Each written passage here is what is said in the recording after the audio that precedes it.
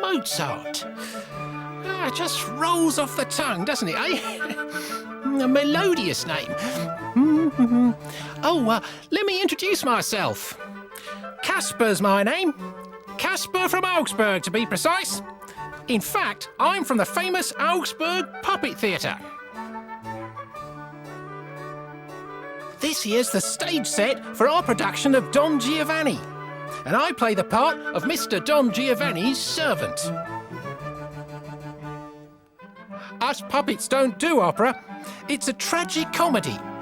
And Wolfgang Amadeus Mozart wrote wonderful music to go with it. And that got me all curious. What sort of a bloke was he, this Wolfgang Amadeus? What kind of a person could write music like that still gets played all over the world today? You're curious too, eh? Good. Come and join me then. You'll be amazed at where this genius, Mozart, has his roots.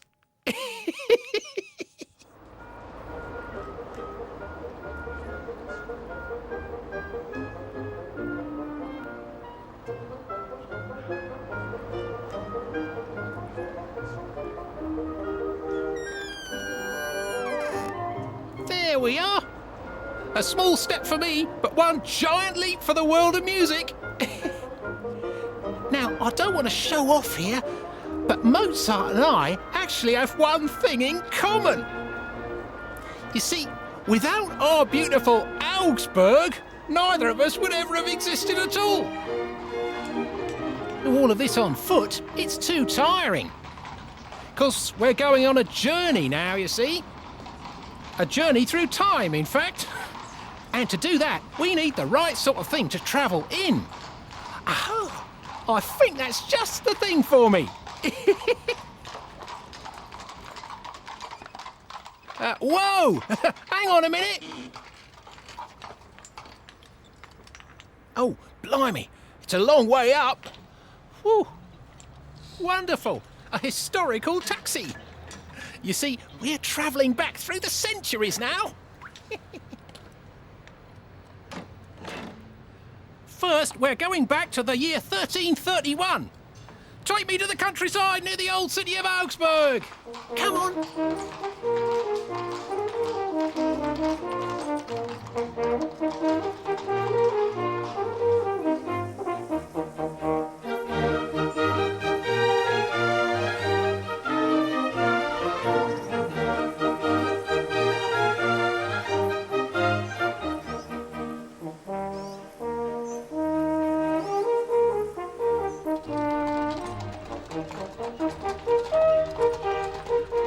Not exactly fast, but lovely, eh? Yeah, in those days, they only had 1 or 2 horsepower extra when they went off on a journey.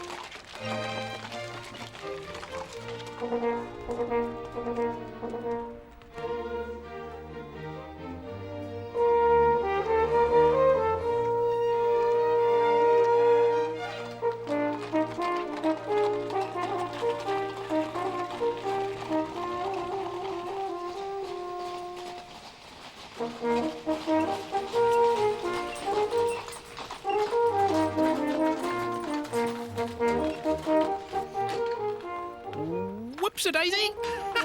Here we are in Oberschönenfeld Convent, in so-called Mozart country, just outside Augsburg.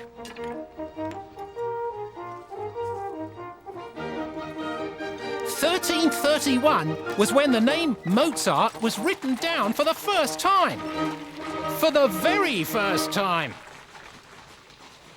Bye! Thanks! Good day to you, sister. Hello there, Kasper. Could you tell me a bit more about the Mozarts? Of course. Back in the 15th century, more than 600 people in over 30 villages were called Mozart. But in 1643, the great-great-grandfather of Wolfgang Amadeus David Mozart, a mason's apprentice, moved to the city of Augsburg and became a citizen. Aha! A mason's apprentice, not a composer. David Mozart was a master mason and an important Baroque architect. Hans Georg Mozart, the great-uncle of Leopold Mozart, built one of the typical Baroque churches that you see outside Augsburg. Over the centuries, the Mozart family produced more and more famous artists and craftsmen. And then the father of the most famous Mozart of all was born right here in Augsburg. And I'm going to show you exactly where.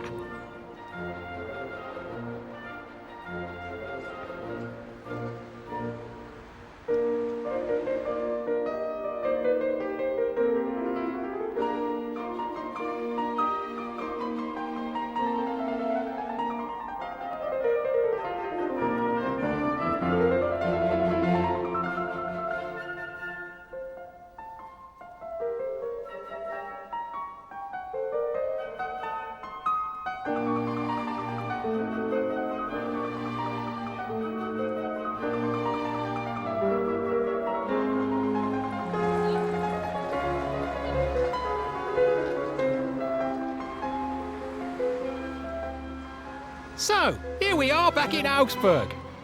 It was here in the so-called Mozart House, an old Augsburg fire station, craftsman's house, on the 14th of November 1719 that Leopold Mozart, the father of Wolfgang Amadeus, was born. A good day to you, Kasper. You know your way about, of course, but I didn't grow up here, you know. It was a few streets further on, in the old cathedral district. Wait a moment, I'll come down. Ah, Mr. Leopold Mozart! Well, well, that's lucky. Our family moved to a street near the cathedral, called the Jesuitengasse. Come along. You weren't expecting that, were you? Looks like I found myself a real expert here.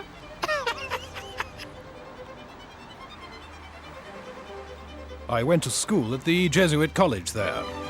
That's where I acted in the school theatre and sang as a choir boy. Wow! We're definitely getting first-hand information here, eh?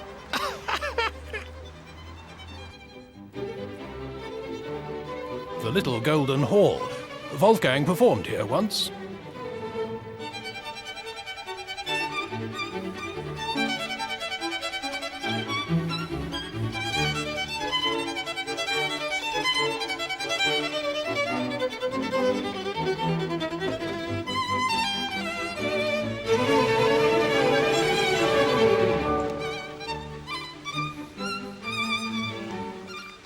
Well, they look pretty strange.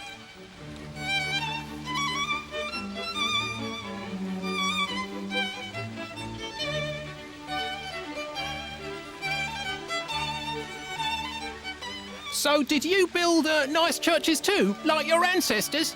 No. In fact, my father wasn't an architect. He was a famous bookbinder. I myself was given a sound education at the Lyceum and was later able to provide my children with the same. But the Church of the Holy Cross there is where I first sang as a choir boy.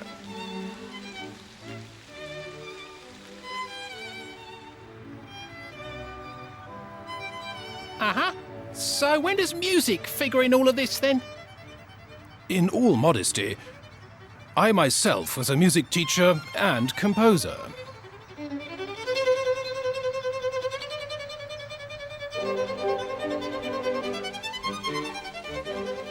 The guide to violin playing that I published made me famous all over Europe and revolutionized teaching methods.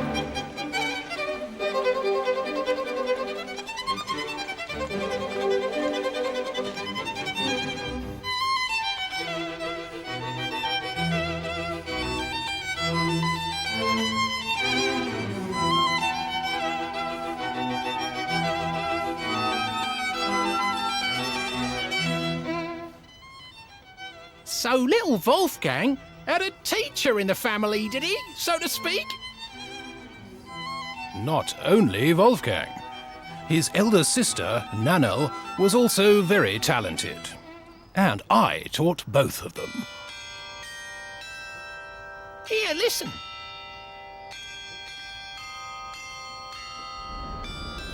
sounds just like the music of Wolfgang Amadeus. Better go and see where it's coming from.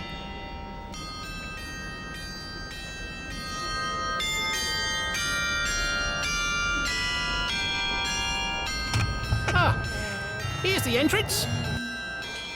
First, we got to climb a few steps. Right, let me give you a hand. Thank you so much.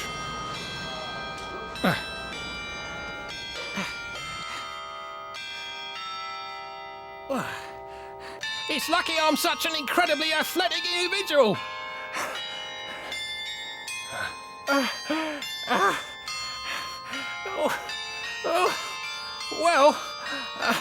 Well, if I've counted right, it's taken at least 526 million steps to get up here.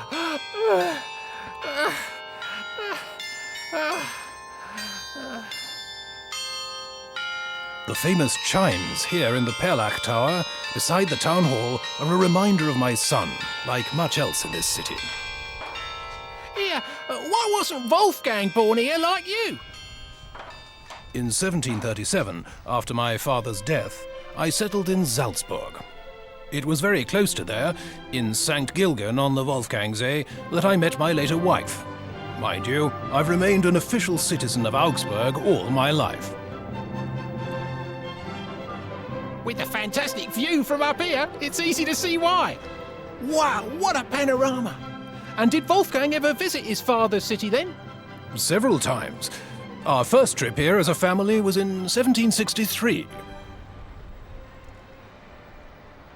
Wolfgang gave very successful concerts here in my home city, and in all the other places we visited on our 3.5-year journey.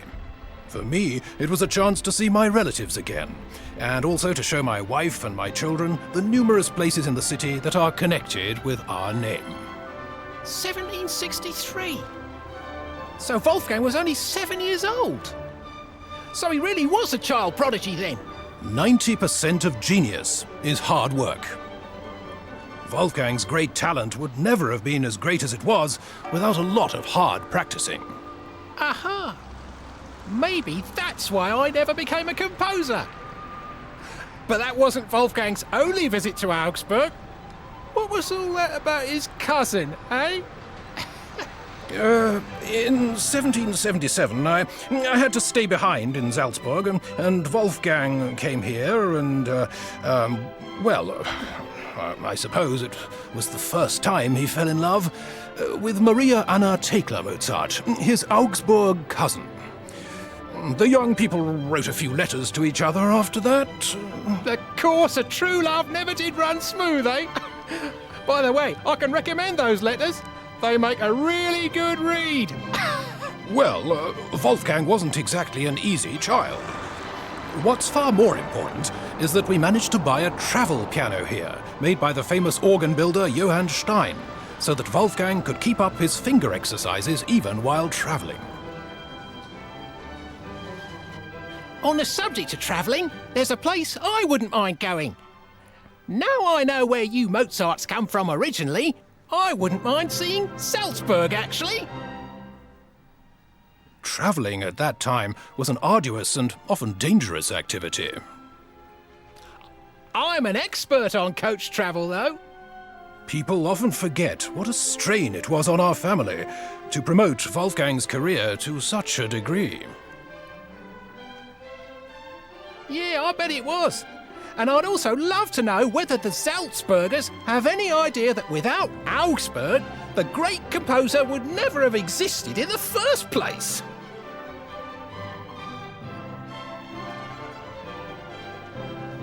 Yes, I suppose you're right there.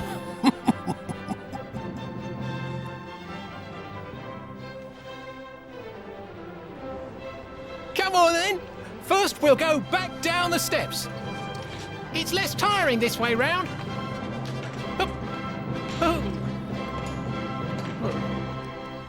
And now, off to Salzburg!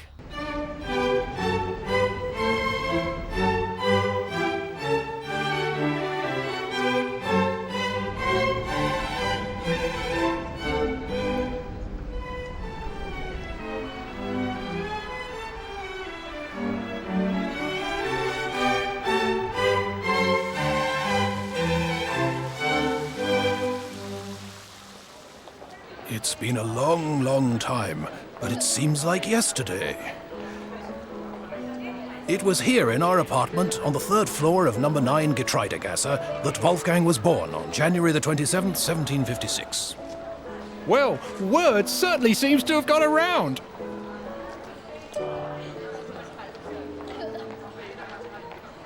Famous composer from Salzburg, 6 letters long. Anyone who knows wins a Mozart Kugel.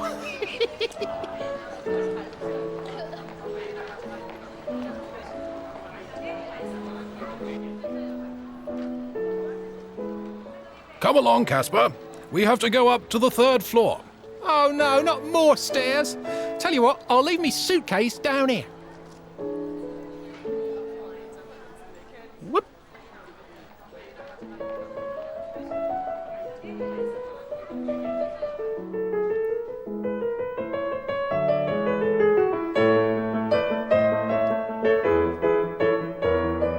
Look, a lot of this furniture is from the landlord, Mr. Hagenauer. He made it himself. Ah, and there's Wolfgang's first violin, and his last one.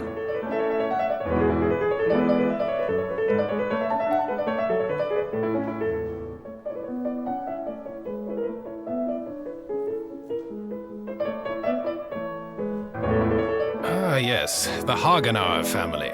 We were very close friends with them. They gave us a great deal of help with all our journeys. Yeah, but it's not exactly huge here, is it? That was also the reason why, after a long search, we decided on a new domicile in the year 1773.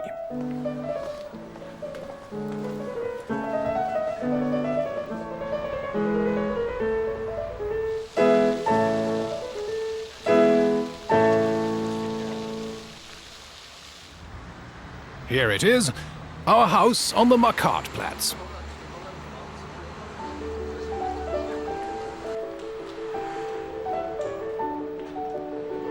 Here, look, a cedar nut, the symbol of Augsburg. So the Salzburgers do like us after all.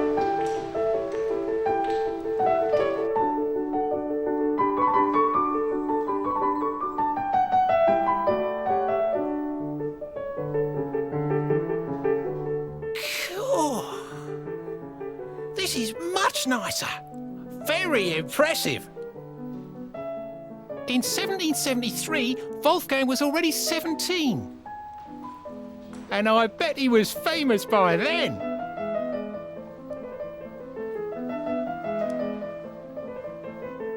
Wasn't he? Our journeys took us all over Europe, as far as England.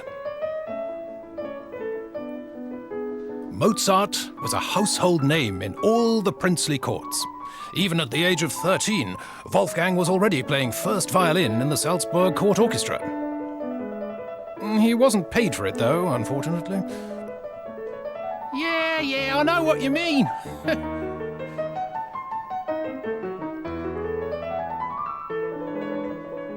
Often, the greatest art of all is to find someone who'll pay for your art.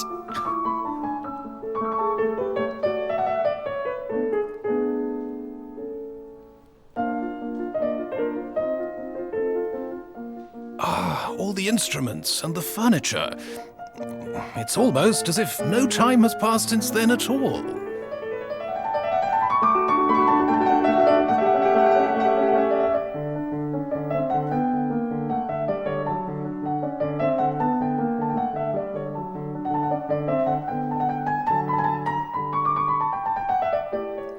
Throughout his life, Wolfgang's genius meant that there were also a lot of people who envied him. In 1771, when our lord and patron Count von Schattenbach died, things became more difficult. His successor, Count Colloredo, was a lot more critical of our artistic activities. He even recommended that Wolfgang attend a music school in Naples, saying he didn't know anything about music. Never! Really? But you know what I'd like to do? I'd like to see where Wolfgang played here in Salzburg.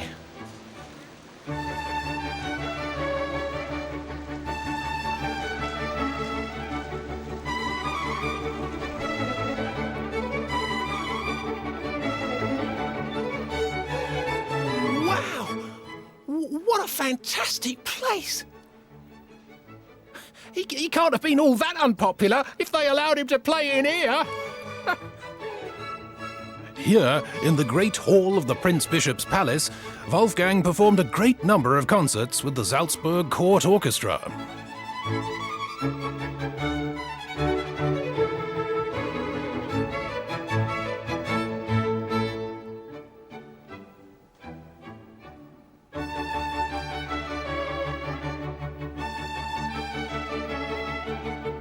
When he was 13, this is where his Singspiel, the obligation of the first commandment, was first performed. A Singspiel is a song play. A song play, eh? Yeah, I used to sing and play around a lot when I was a child.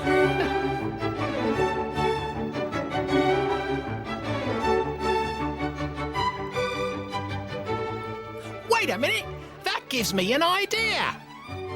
I know a place here in Salzburg where people sing and play a lot. Come on, let's go and take a look at it. But I thought this was your first visit to Salzburg. It is, yeah. But we're talking about my colleagues, you see. And that's where I know my way around.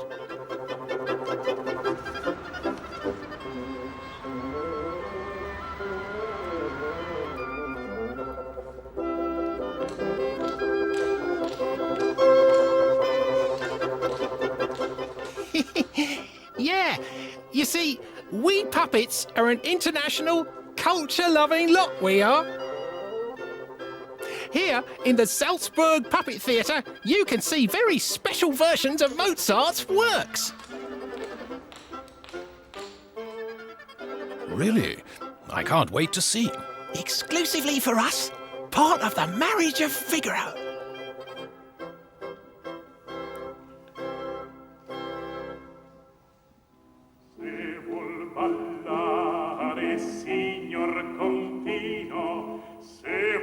Ballare, signor Contino, il chitarrino le suonerò, il chitarrino le suonerò, sì, le suonerò, sì, le suonerò. Se vuol venire nella mia scuola,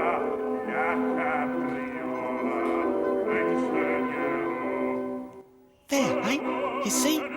Us puppets are just plain brilliant, eh?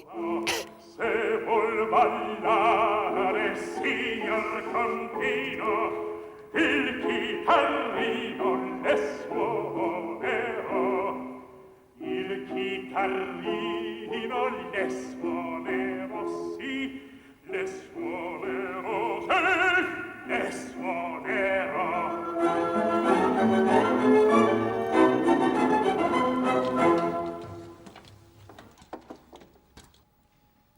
A most pleasant surprise. Thank you very much indeed. Much obliged.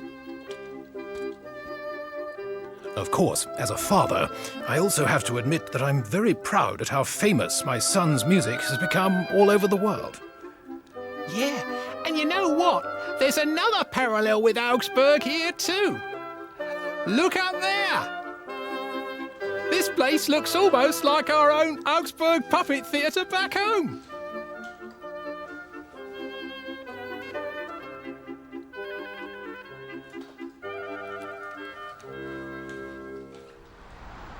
But hang on a minute. Despite all those envious people and all that trouble, Wolfgang's genius must have been recognised in the end. Sadly, it was only fully recognised after his death. Come on, I'll show you something else.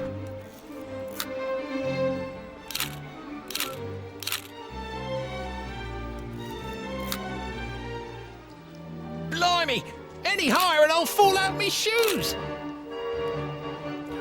What a nice monument! Luckily, I've got my camera with me. Here, who carried my suitcase all this way? Almost 51 years after Wolfgang's death, this monument was unveiled on the Michaelerplatz. And I must say, quite a few Salzburgers contributed towards paying for it too. There. That should keep it shut. By the way, when it was unveiled, Wolfgang's son played a cantata that he'd written himself. Ah, so he had children too, did he? And his wife? Oh, Constanze.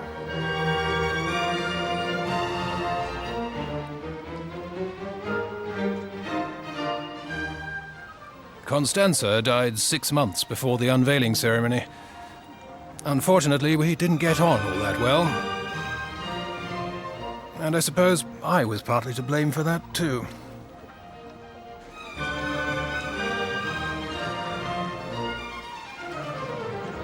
But now I want to see where Wolfgang and Constanze lived here in Salzburg. They didn't. In 1781, Wolfgang left the service of the Prince Bishop and became a freelance composer. It was an outrageous thing to do at the time. Wolfgang left Salzburg and moved to Vienna forever. Vienna. Aha. Mozart's certainly showing me the world here, let me tell you. Oh dear, I think I've gone and left my suitcase lying around somewhere. Hang on, I'll just check. Oh, Kasper.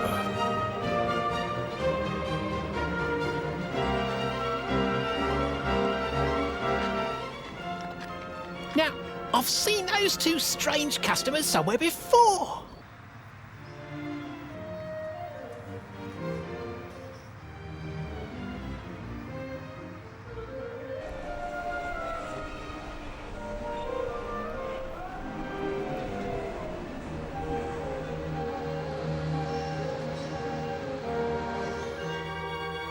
Welcome to Vienna, the heart of the Habsburg Empire.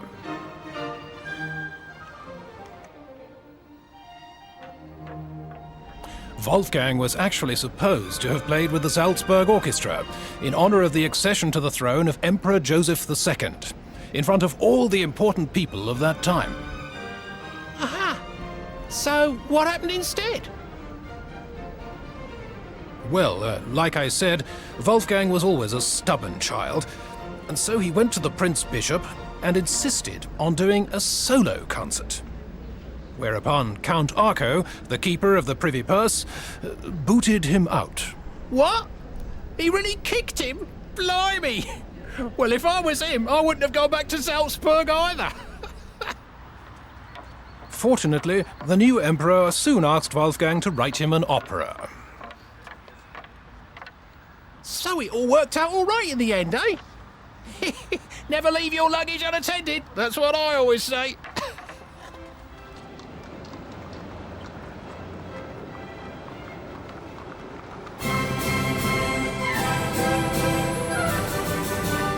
Even though his opera, The Abduction from the Seraglio, was performed on July the 16th, 1782, here in the Burgtheater, and was a great success, some people at the court got envious and started plotting against him.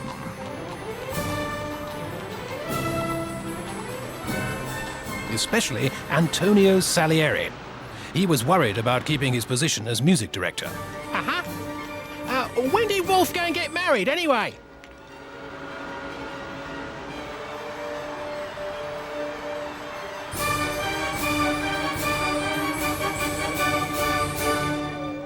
On the 4th of August that same year, he married Constanze Weber here in St. Stephen's Cathedral.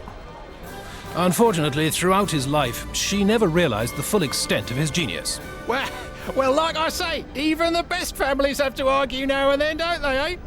But what I'd like to know is where he lived. To answer that question, we'll need to take a brief tour. My son was rather a restless person.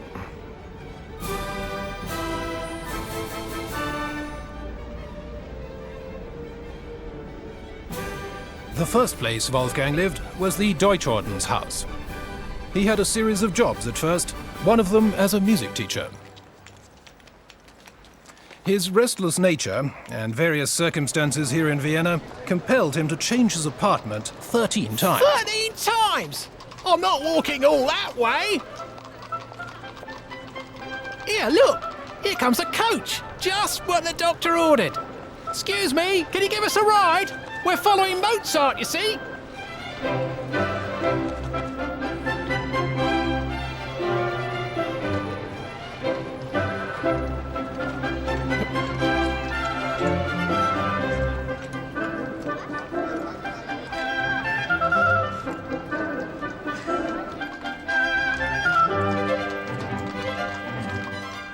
The house that once stood here in the Milchgasse belonged to a widow called Mrs. Weber. His mother-in-law, you mean? His later mother-in-law.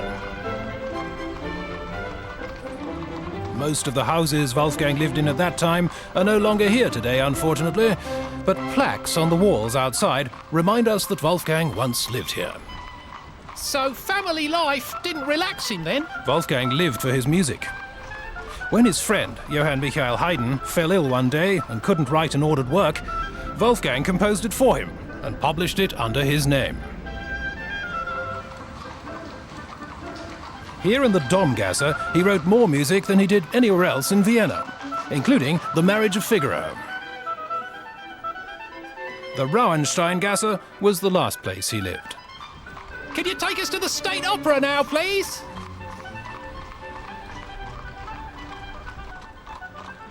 His dissolute lifestyle and his enemies at the court meant that he had financial problems throughout his life. Even though people have loved his music ever since.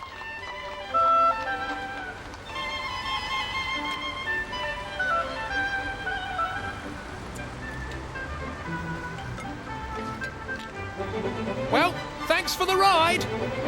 Habe die Ehre.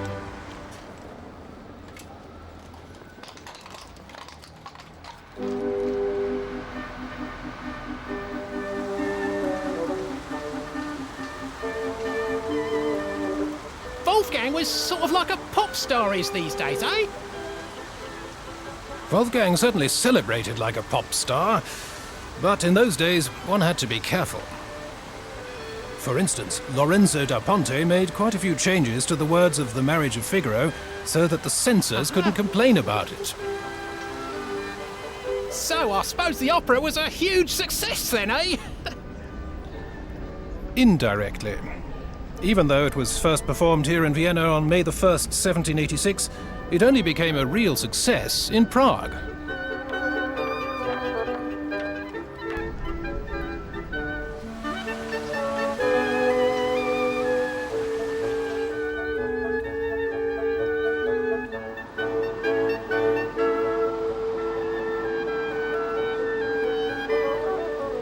So I suppose he had to keep on travelling, just like when he was a child.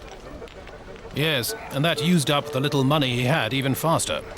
In 1787, after the success of that opera, he decided to stage the first performance of the next one, Don Giovanni, in Prague as well. Ha! I know that one. I'm in it. Well, back home in Augsburg, anyway. But I bet the Viennese didn't like that. Him switching to Prague like that, eh? Don Giovanni was taken off the official programme after just 15 performances. The Emperor Joseph II felt that the new opera wasn't suitable for the people of Vienna. Yeah. Probably because I wasn't performing in it. I doubt that. Fortunately, he made the acquaintance of Emanuel Schikaneder, whose libretto for The Magic Flute became Wolfgang's most successful opera. It was first performed in 1791. Incidentally, they built a monument to my son after his death here in Vienna, too. That's great. I must take a photo of that. Where's my suitcase got to? Ah, there it is over there.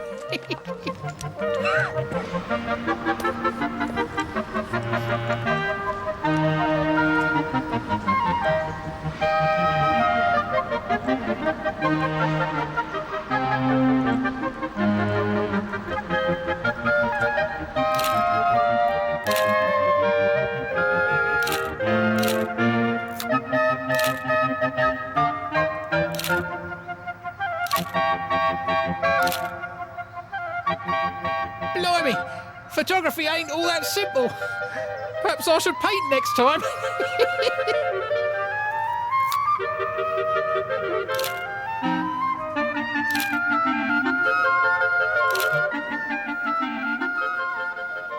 "1791 was a fateful year for Wolfgang. He grew increasingly weak. It was here in the music hall on the Himmelpfortgasse that he performed his last piano concerto. But he was only 35. That's far too young. He never spared himself where his work was concerned, though.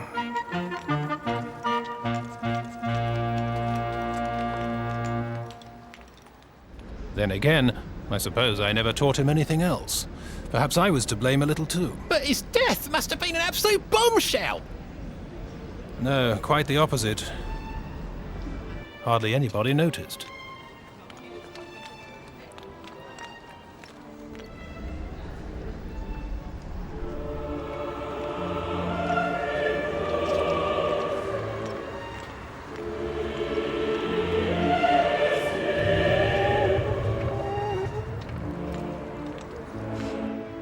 After a few days of serious illness, Wolfgang died on December the 5th, 1791.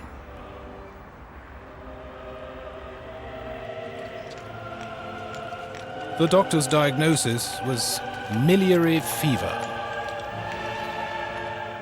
And just when he was having such success with his magic flute.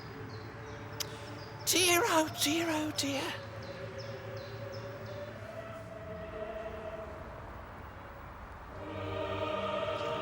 I'm finished before I could even enjoy my talent. Wolfgang wrote those words himself in one of his last letters. He felt alone and at the end of his strength. You know what? If I wasn't the happy person I always am, I'd even start getting a bit depressed at this point.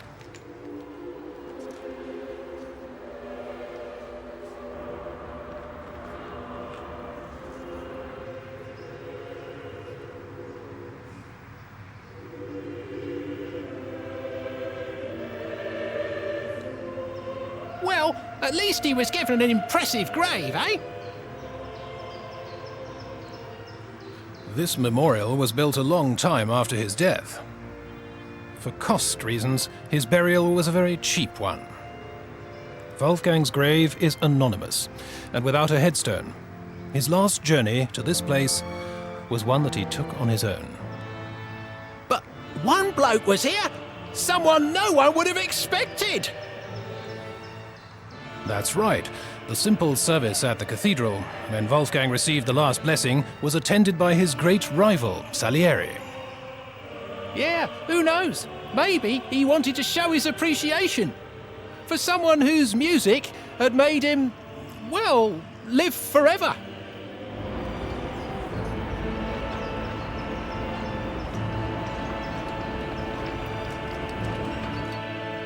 Ah, my suitcase.